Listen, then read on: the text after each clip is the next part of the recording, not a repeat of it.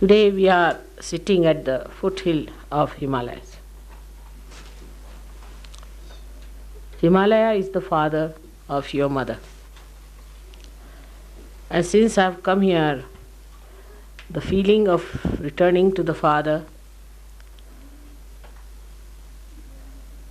is making me feel extremely proud of you, but up to a point. Then it gives up.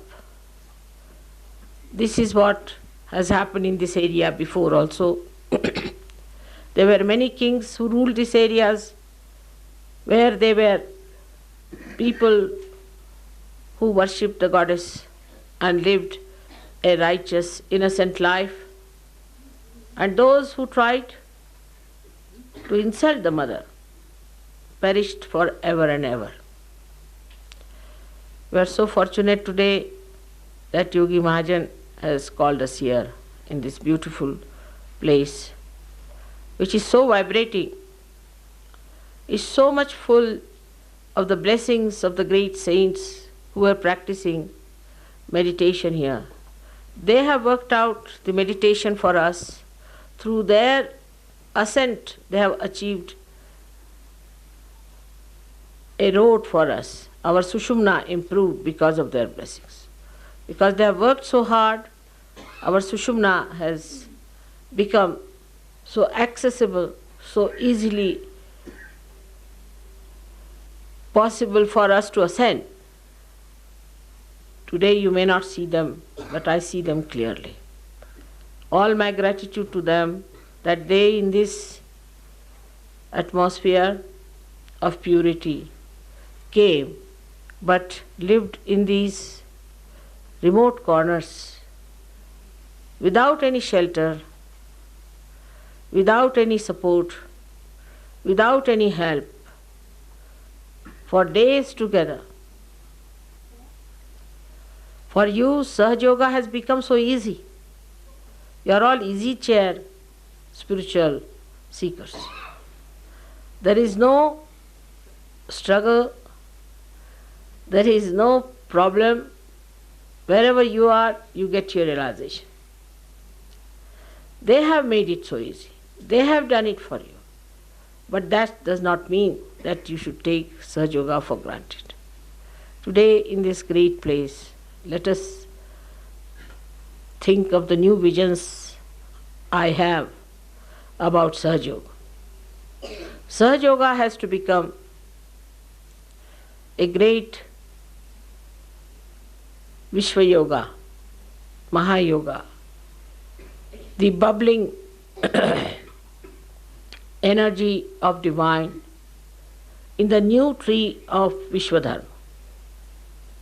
For that, you people have to sacrifice, have to come up, not to be easy chair Sahajogis, but have to give up many things that are lying within you, which you have not yet harnessed and looked after.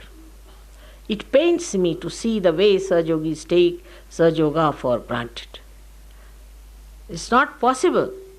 With such mediocres, one can achieve much in life. But by God's grace, after coming here, I saw the village people. I knew I am at the right spot. First will be the last, Christ has said. First will be the last, because the first come as if thinking that they are something great, that they have shown some great things. But they do not know what is to be achieved. The innocence, the simplicity, the overpowering of your body. If your body tries to overpower you, you are no more a Sahaja Yogi. If your mind tries to overpower you, then you are no more a Sahaja Yogi. If your heart tries to overpower you, then also you are not Sahaja Yogi. But through all these three instruments, you should work as if you are the master of these three instruments and not the slave of these things.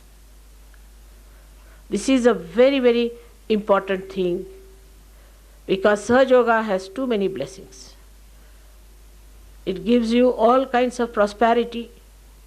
all kinds of beautiful blessings, all kinds of protections, miracles happen in your life, but we take Sahaja Yoga for granted. The first and foremost thing, I feel sorry sometimes when I hear that people insult each other for nothing at all, hurt each other, talk to others in such a manner that doesn't behove a Sahaja Yogi. I have never talked like that to people in that curt manner. Why should you talk like that to each other? The reason is, inside there is still some sadism sitting down to put down other people.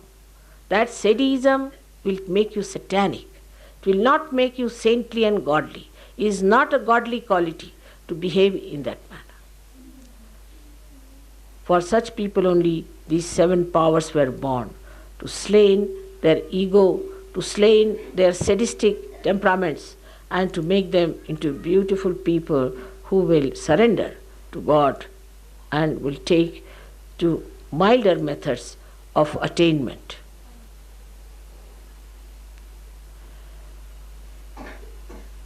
When I came here, I felt I should not go any more to the West. I've had enough of it. I just don't want to waste my time. This place, if I live for a year, I'm sure the whole place will give me so many Sahaja Yogis that even if I struggle for 100 years abroad, I cannot get. But what to do? A mother has to think of all the children, if possible, try to save them as far as possible. That innocence, that simplicity with which they live here, how they are one with the nature, how they move about, come up, you just watch and see how they rise and how they make themselves available for the beauty of this nature to be enhanced. Because they are so congenial, in concord with the rhythm of this place. The whole place is so rhythmically singing the praise of God and the goddesses. I don't know if you are sensitive to it or not, but it is. It is so full of singing and chirping of birds. I see these great mountains who have witnessed the ascent of man. They have witnessed the great penance of these very great saints who lived here. They have witnessed all that man has fought to go towards God, how they sacrificed, how they went into dangers, lived with animals just to achieve this path for you people. We have to thank them and thank all those 7 deities who have created this atmosphere of complete security for these great saints. All these goddesses came on this earth to protect the saints. They deserve it. That's the duty of a goddess, to protect the ones who are striving, who are fighting the way for the seekers. But what is the need to waste time over useless people who have no other seeking but materialism? I do not know how many years it will take for me to convince the Western people about the greatness of the Spirit. I hope with our effort, some of them, very few of them, will be saved. I don't have much hopes of a larger number of people there. I am speaking this in English because I have felt it too much here and disgusted sometimes. The way God has worked, He sent 7 of His powers on this earth, in this area. Also everywhere He sent them. They crucified, they tortured, they did all kinds of things to saints, and they are least bothered about what they did to them. All those turmoils and hardships through which they have gone, I really felt them within myself, as if my body has gone through that tormenting period. Let us all thank God that He has been so kind, that He gave us realization in our own houses, in our own families. But let us also think about it. What did we do about it? Today I am talking specially for Delhi people, because I may not be able to talk to them. In Delhi, I have heard that people are extremely rude to the new people. I was amazed why thousands come to see me, and then what happens to them? People talk so rudely that nobody can believe that they are Sahaj yogis. I have heard about this even in Kuala Lumpur, the same thing. Not that I have not heard about these things in other places, but in many places I have heard that people are extremely egoistical. They talk to people in such a rude manner that nobody wants to come. And that's why in all these places where there is even one person like that, Sahaj Yoga does not grow. And these people don't want to change themselves. If you tell them anything, they will say, all right, so get rid of us. But why don't they say that we want to change? It is something shocking, the way people are. They have no compassion, no love, nothing. But they are thinking about using this position as a Sahaj Yogi to dominate others, to show off to others. And that's why people do not increase. It's only one thing that attracts people to me is my love and my compassion and my open-heartedness. Those who use strong words and talk strongly to others, thinking as if they are in charge of Sahaj Yoga, must know that if they try all these tricks, they will be suffering very badly. And that no amount of my compassion and love can protect them, because the same powers which come for protection are quite capable of destruction. I want to warn you, all of you, to be gentle, to be kind, to be sweet to others. Don't try to hurt others' feelings. Don't try to be sadistic. Otherwise, it will hurt you very much.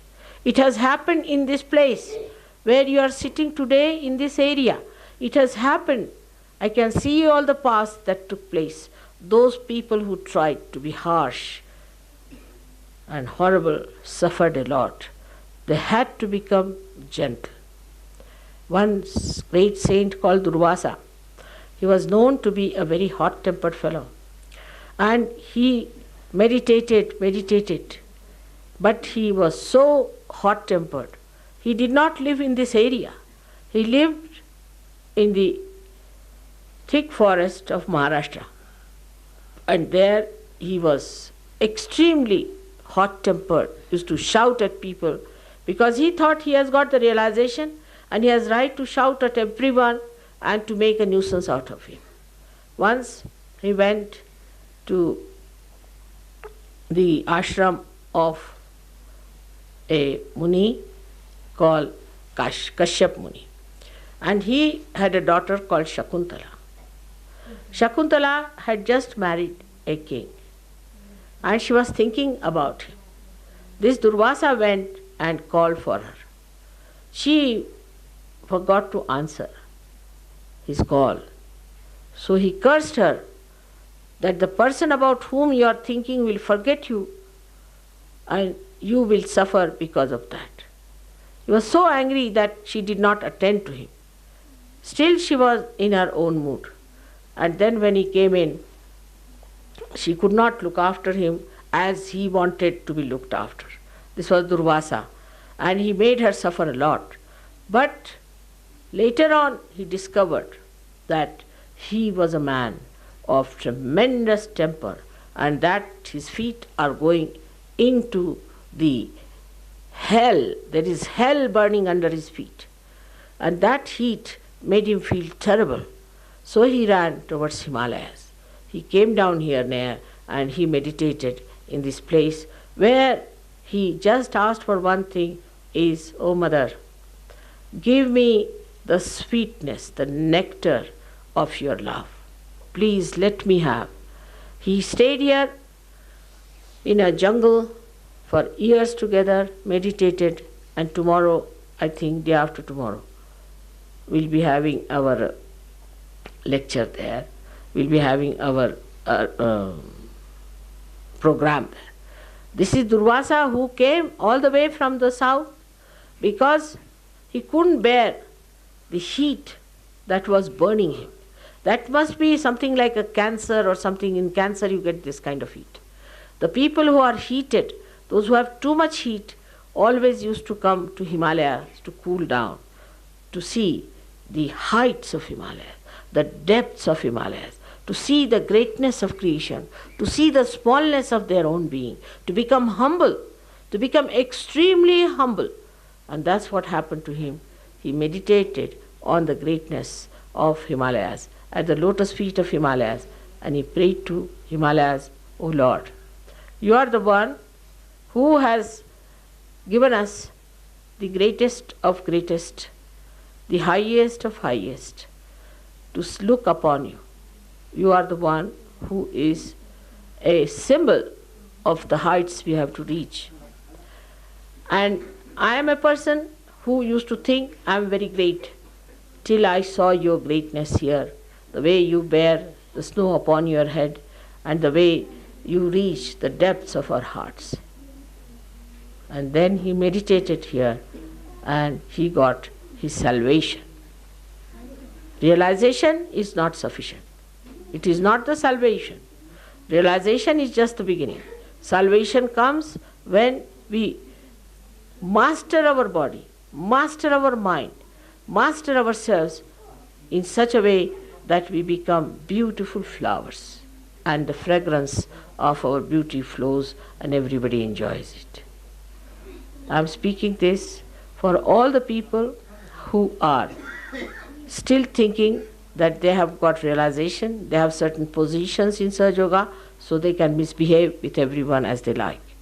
Please remember that it is not important what you do for Sahaja Yoga, it's more important what I feel about.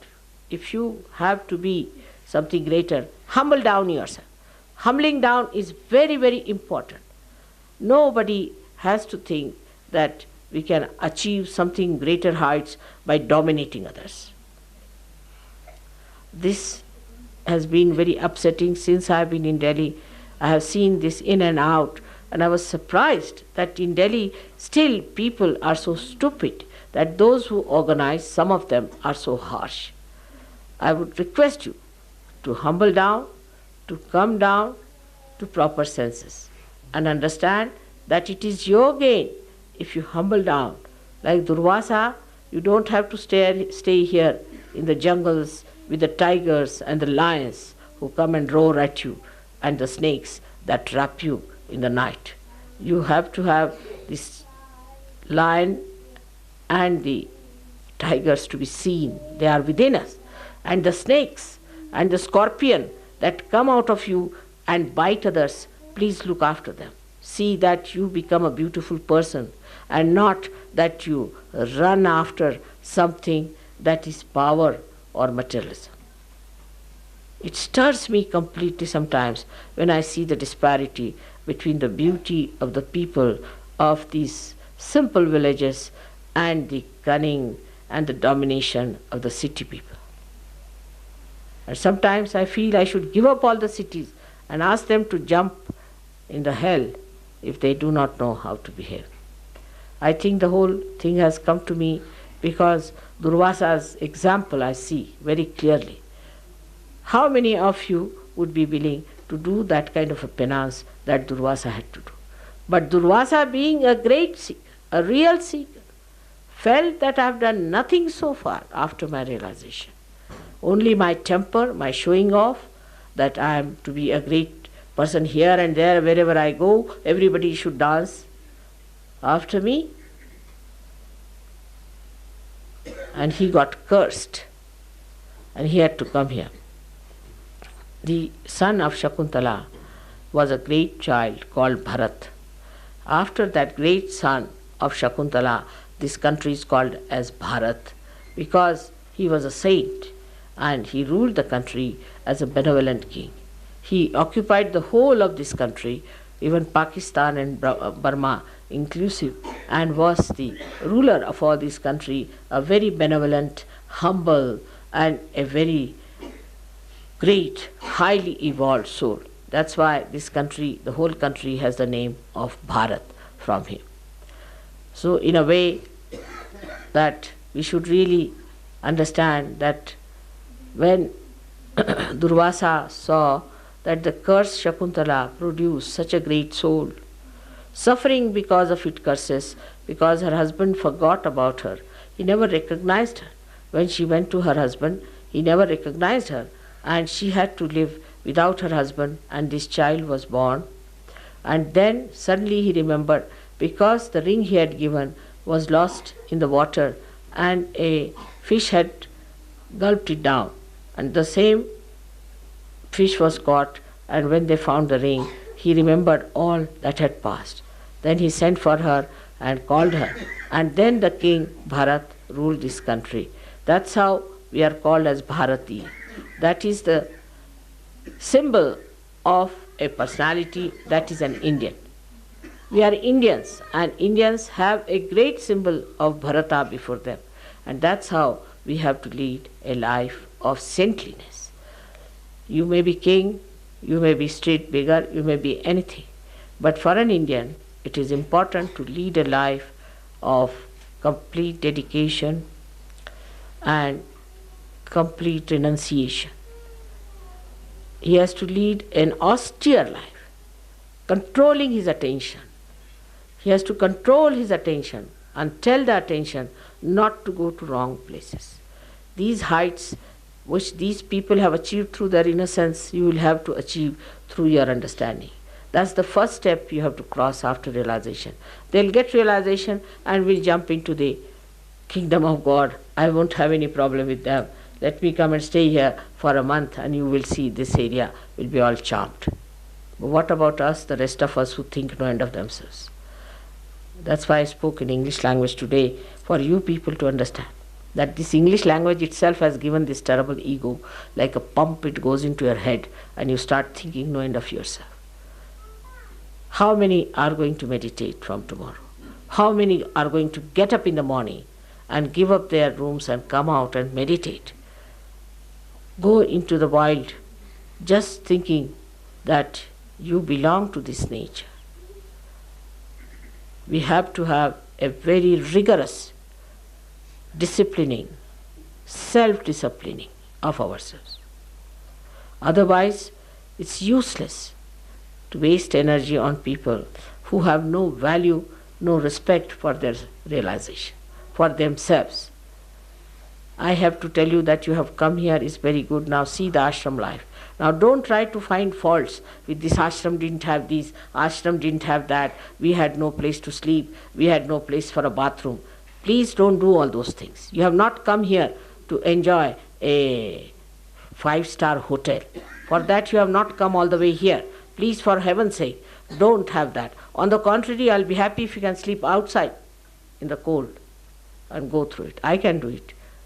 I can sleep in any conditions, any things. Try to make your body your slave, and don't make your body stand on your heads. I have to make a very humble request, because there are some people who are quite fuss spots. I was told even from Delhi, and I expect no fussing here, no fussing here. Try to understand. It's a great chance for you to ascend or to descend, one of the two. So please try to ascend above your body. Try to mold your body in such a way that it becomes your slave, and then you will enjoy having this body. Otherwise it's a headache to have a body like this. आज के शुभ अवसर पे हम यहाँ आए हैं। आज देवी का सप्तमी का दिन है। सप्तमी के दिन देवी ने अनेक राक्षसों को मारा, अनेक दुष्टों का नाश किया, विध्वंस कर डाला था। क्योंकि संत साधु जो यहाँ पर बैठे हुए तपस्या में संलग्न थे, उनको ये लोग सताते थे। हम लोग सोचते हैं कि माँ ये क्यों इतनी इन्होंने तपस्या की, इनको क्या ज़रूरत थी इतनी पेनांस करने की, इतनी तपस्या करने की। वजह ये कि तब मनुष्य का तबका बहुत नीचा था। लेकिन आँख बहुत उन्नत थी। वो सोचते थे कि हम इस शरीर से उस आत्मा को प्राप्त कर लें।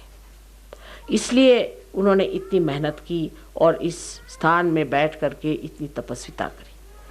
आज उन्हीं की कृपा से हम लोग आज इतने ऊंचे स्थान पर बैठे हुए हैं, उन्हीं की कृपा से हमने पाया हो।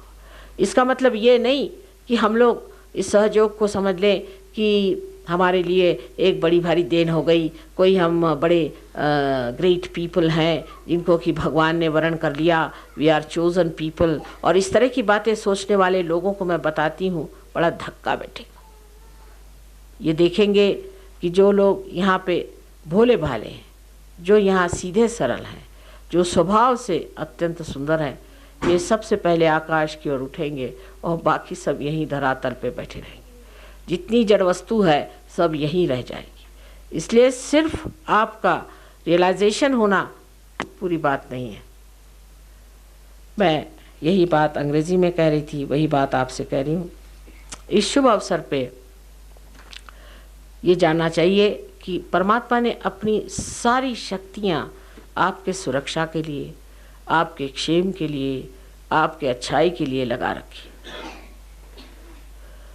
पूर्णतया परमात्मा आपको आशीर्वाद दे रहे हैं। पूर्णतया वो आपको देखना चाहते हैं कि आप परमात्मा के साम्राज्य में आए। उसका अभिवादन है एक तरह से कि आप अपने पिता के घर आइए और आकर के वहाँ पर आनंद से बैठिए। लेकिन उस लायक तो होना चाहिए। अगर हम उस लायक नहीं हैं तो क्या हम वहाँ जा सकते हैं? हमारी लियाकत हमें देखनी चाहिए कि क्या है। सबसे पहले बात है, आप पिता के घर आए। मैं भी आज अपने पिता के घर आई, ऐसे मुझे लगता है, क्योंकि हिमालय मेरा पिता है। आते ही साथ सबसे पहले जो भावना मेरे अंदर उमड़ी वो मैं शब्दों में नहीं बता पाऊंगी, लेकिन ऐसा सोचती हूँ कि जैसे कि आज मेरे पिता के गौरव का मुझे एक बड़ा अच्छा समय मिल गया है, बड़ा शुभ अवसर प्राप्त हुआ है कि समय मैं अपने पिता के गौरव की गाथाएं लोगों से कहूँ कि इस पर आकर जिन्होंने भी तपस्याएं करी, उन्होंने कहाँ से कहाँ अपनी उन्नति कर ली। इस हिमालय को देख करके जिन्होंने उच्चतम स्थिति प्राप्त करी, उन्होंने न जाने कहाँ से कहाँ अपने को उठा लिया। ये सहस्त्रार जो पृथ्वी ने आपके लिए बनाया हुआ, इस सहस्त्रार की पूजा होनी चाहिए। ये सहस्त्रार बहुत ऊंची चीज़ है, आपको पता नहीं इसमें से चैतन्य की लहरियाँ निकलती हुई दिखाई दे रही हैं कि नहीं, पर मुझे चारों ओर सिर्फ चैतन्य के और कुछ नहीं दिखाई दे रहा। चारों ओर चैतन्य ही चैतन्य है, और इसमें रहने वाले लोग भी उस चैतन्य में ऐसे लिपटे हुए हैं, ऐसे समाये हुए हैं कि मानो जैसे कि सागर में मछलियाँ तैर रही हो। कोई भी उनमें और उनमें भेद नहीं रहा। जो पानी है उसी का उपयोग जैसे मछलियाँ अपने तैरने के लिए कर रही हैं। ये जो चैतन्य चारों तरफ फैला हुआ है, इतना यहाँ सुंदर और इतना मनोरम है कि उसका वर्णन मैं वाकई शब्दों में नहीं कर सकती। और ये सारी हिमालय की कृपा है, हिमालय की कृपा है। हिमालय सर्वप्रथम सोचिए कि हम लोग सागर को अपना गुरु मानते हैं। सागर हमारा पिता है, और सागर जब सारा मैल छोड़ छाड़ करके, दुनिया की सारी गंदगी उसके अंदर जब गिरती है, उसे नीचे छोड़ करके, और जब वो आकाश में बादल की तरह उठता है, तब वो बिल्कुल निष्पाप, सुंदर, शुभ्र ऐसा बहता बहता इस हिमालय के चरणों में जब आता है, तब वो यहाँ पर हिम बन के छा जाता है। शब्द भी धवल है। धवल माने अतिशय शुभ्र, अत्यंत स्वच्छ, अत्यंत निर्मल। ऐसी जो ये धाराएं हैं, ऐसी ही धाराएं इस हिमालय में ही बह सकती। ये धाराएं वही हैं जो हमारे मस्तिष्क में भी बहती हैं और जिसके सहारे हमारा सहस्त्रार प्रज्वलित होता है। इसके अंतर्गत क्या क्या कहना चाहिए और क्या क्या नहीं, ये मैं नहीं बता सकती, लेकिन इतना ही बताती हूँ कि आज की जो यहाँ की एक आपको बहुत अच्छी संधि मिली है, एक शुभ अवसर मिला है, उसकी गहराई में उतरने का प्रयत्न करें, उसकी महानता में उतरने का प्रयत्न करें, और ये सोचें कि हम इसके सामने एक अकिंचन, एक छोटे से शूद्र जीव है। हमारे अंदर ऐसी कोई सी भी विशेषता नहीं है जो हम इस हिमालय के सामने अपने को उद्दामता से देख सकें। हम हैं ही क्या, तो महान चीज़ है। और ये सहस्त्रार, सारे सृष्टि का सहस्त्रार यहाँ है। इसने सारे सृष्टि को ही इतना आराम, इतना सुख और इतना आनंद दिया हुआ है कि इससे आगे हमें और कुछ पाने का नहीं। इस सहस्त्रार के सहारे ही मैंने आप लोगों का सहस्त्रार खोला। इसी सहस्त्रार के सहारे मैंने जाना कि जब तक हिमालय की शांति आपके अंदर नहीं आएगी, उसकी शीतलता आपके स्वभाव में नहीं आएगी, तब तक आपका सहस्त्रार खोलना भी व्यर्थ जाएगा। नहीं तो आग की भट्टी के तरह ये सहस्त्रार जलता है। जब मैं देखती हूँ कुछ कुछ लोगों को तो लगता है, हे भगवान, मैंने इनका सहस्त्रार क्या खोल दिया, अंदर से आग की भट्टी जल रही है, अंदर से इतना धुआं और इतनी गंदगी निकल रही है कि अच्छा है इनका फिर से सहस्त्रार बंद ही कर दो। ऐसी भानुमति का पिटारा खुल गया है कि पता नहीं इसके अंदर से क्या क्या चीज़ें निकल रही। देखते साथ आश्चर्य होता है कि सांप, बिच्छू, दुनिया भर की जो जो चीज़ें गंदगी है वो सारी उभर करके ऊपर चली आ रही। आज इस हिमालय को याद करके और उन 7 देवियों को याद करके जिन्होंने यहाँ पर बहुत पराक्रम किए हुए हैं, हमको याद करना चाहिए कि हमारे पास भी दैवी शक्ति है और उस दैवी शक्ति को पूर्णतया हम एक माँ से प्राप्त किए हुए। इसलिए जो माँ का स्वरूप है उस स्वरूप को लेते हुए हम हिमालय के शरणागत हो।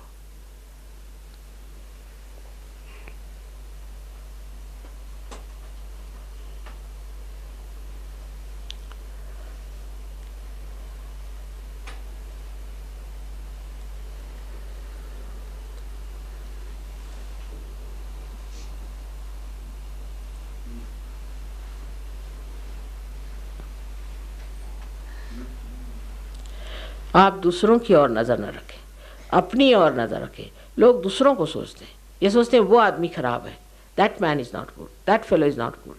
What about your self, see your self. सबको अपने को देखना, दूसरों को नहीं देखना। ये आदमी ये नहीं करता, वो आदमी वो नहीं करता, आप क्या कर रहे हैं उसे देखिए। ये हिमालय ये नहीं देखता, हिमालय ये नहीं देखता कि दुनिया ने उसके साथ क्या किया, कितनी ज्यादती करी है। वो ये देखता है कि उसे क्या देना है, उसे क्या मेहनत करनी है, किस तरह से लोगों को प्लावित करना है, किस तरह से उनका सर्जन करना है। इस हिमालय की चोटी से ही हमने अपनी सुरक्षा पाई, इसी से हमने अपने गंगा, जमुना और सरस्वती की धाराएं पाई हुई। ये तीनों धाराएं हमारे अंदर अविरल बहती रह रही। हालांकि उसमें हम हर तरह की गंदगी डालते हैं, हर तरह से उसकी उपेक्षा करते हैं, हर तरह से उसका अपमान करते हैं, तो भी हिमालय सतत अपनी स्वच्छता उसके अंदर बहाते रहता है। लेकिन सब चीज़ों का अंत होने वाला है, इस तरह की चीज़ें और अधिक चलने वाली नहीं। सब लोग इसको याद रखें कि मैं आपकी ज़बान में मधुरता पाऊँ, आपके बातचीत में मिठास पाऊँ, आपके व्यवहार में सुरुचि पाऊँ। मैं इस चीज़ को अब माफ़ नहीं करूँगी, इसको आप जान लीजिए। ये करना महापाप है। किसी को भी किसी भी चीज़ के लिए दुख देना बहुत बुरी बात है। कृपया एक दूसरे का आदर करिए। आप सहयोगी हैं, दूसरे भी सहयोगी हैं। आज आप किसी पद पर हैं, दूसरा नहीं। ये पद आपने पाया हुआ नहीं, हमने दिया हुआ है, और जब चाहें इस पद से आपको हम हटा सकते हैं। इसलिए आप मेहरबानी से इसके योग्य बने, नम्रतापूर्वक इसे करें। कितने लोगों ने मुझसे शिकायत की है कि माँ हम आप ही के लेक्चर में आएंगे और हम आपके सेंटर पे नहीं जाएंगे। मुझे बड़ा आश्चर्य होता है, हज़ारों लोग मेरे लेक्चर में आते हैं और क्यों ऐसे खो जाते हैं। तो क्या आप बीच में एक शैतान बन के बैठे हुए हैं?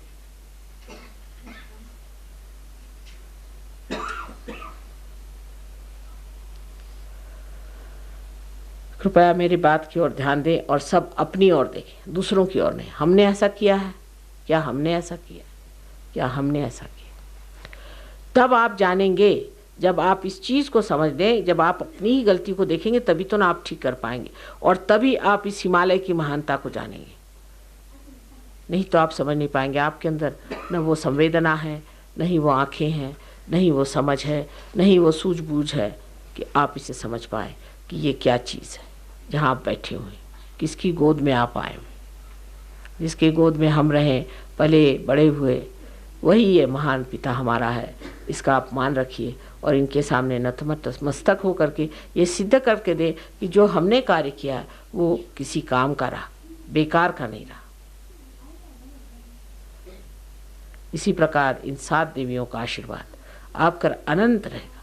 ये आपकी मौसियाँ समझ लीजिए, ये सारी आपको देखभाल कर, कहते हैं कि माँ मर जाए पर मौसी जी है, ऐसा कहा जाता है। क्योंकि मौसी जो होती है वो बच्चे को बहुत दुलार से रखती है, उसको संभालती है, उसकी रक्षा करती है, उसको पूरी तरह से रंजित रखती है, उसका हमेशा मनोरंजन करती है। हर एक तरह की छठियाँ यहाँ आप देखते हैं, छठी है, कभी आप देखते हैं कि छवि घूम रही, कभी आकाश में बहुत सारे बादल आ रहे हैं, बहुत सुंदर सुंदर से आप देखते हैं कि हर समय रंग बिरंगे वहाँ पर नज़ारे दिखाई दे रहे हैं। ये सब उनके खेल चल रहे हैं आपको सुंदरता से भरने के लिए। इसी प्रकार आप भी एक सुंदर अच्छे व्यक्ति बने। यहाँ पर बहुत कुछ कमाने का है। अब देखना है कि इस शांति के कुंड से निकल करके आप कितने सुंदर होते हैं।